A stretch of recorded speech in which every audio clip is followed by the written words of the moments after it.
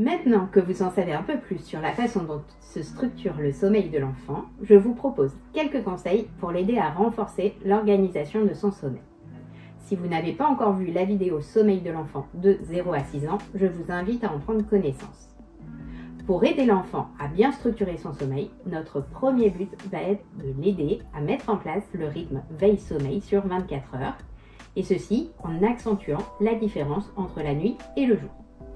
Pour cela, il faut renforcer les signaux donneurs de temps marquant l'alternance jour-nuit, ce qu'on appelle les synchroniseurs externes. Alors, la nuit, on fera l'obscurité dans la chambre, en fermant les volets bien sûr, en ajoutant des rideaux si besoin. On s'occupera du bébé de la façon la plus silencieuse possible. On essaiera de chuchoter, de parler à voix basse, on évitera les lumières directes, on évitera aussi de trop le solliciter, même si quelquefois c'est tentant de profiter de ce moment privilégié. La journée, on préférera le placer dans une pièce bien éclairée quand il est éveillé. Lors des promenades, on l'exposera à la lumière sans bien sûr être exposé directement au soleil. On profitera du change et des biberons pour échanger et jouer avec lui. On lui fera faire des siestes dans des pièces dont l'obscurité n'est pas totale. Autour de 4-6 mois, le bébé est prêt à faire ses nuits. Si, je vous promets. Bien sûr, je ne parle pas des enfants ayant des antécédents médicaux nécessitant des soins ou des prises alimentaires nocturnes.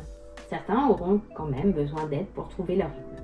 Dans ce cas, il est possible de régulariser les activités pour les aider à caler leur horloge biologique. Il faudra alors accentuer les rythmes. En maintenant des heures de coucher régulières, mais aussi des heures de lever régulières, les études ont montré que c'était ce qu'il y avait de plus déterminant pour notre horloge biologique. Les heures des tétés se caleront doucement vers 6 mois, de même que les périodes d'activité. Une autre chose importante, bébé doit savoir qu'il peut s'endormir seul, c'est-à-dire pas systématiquement avec un biberon, avec le sein ou avec un bercement. Là, je vous le rappelle, on est à peu près à l'âge de 6 mois. Sinon, il en aura systématiquement besoin pour se rendormir, y compris lors de ses réveils nocturnes. Mais l'endormissement, ça s'apprend. Au moment de l'endormissement, le nourrisson expérimente la séparation. Et se séparer, ce n'est pas toujours facile. Il faut que l'enfant se sente en sécurité. Pour en savoir plus sur l'endormissement, vous pouvez consulter la vidéo sur ce sujet.